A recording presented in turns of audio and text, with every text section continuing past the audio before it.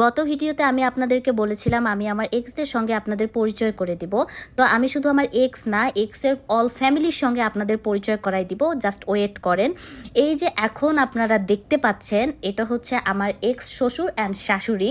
তো এরা দুজন এখানে বসে আছে। যাই হোক, আমি একটু দূর থেকে ভিডিও করে নিলাম, এরা কিন্তু অনেক ডেঞ্জারাস। তো এটা হচ্ছে আমার খালা শাশুড়ি, আমি দূর থেকে সবারই ভিডিও করে নিছি, এরা কিন্তু অনেক ডেঞ্জারাস, বারবার বলতেছি। আর এইটা হচ্ছে আমার মামা শ্বশুর, দেখেন।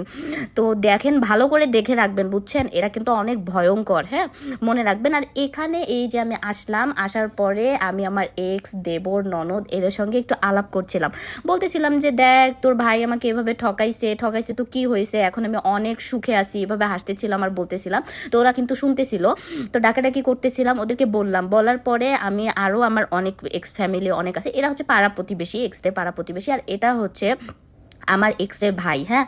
তো এটা হচ্ছে আমার এক্সের ভাই। তো আরও অনেকেই আছে যাদেরকে আমি পরের ভিডিও তো দেখাবো, এরা সবাই হচ্ছে পাড়া প্রতিবেশী আমার এক্সদের।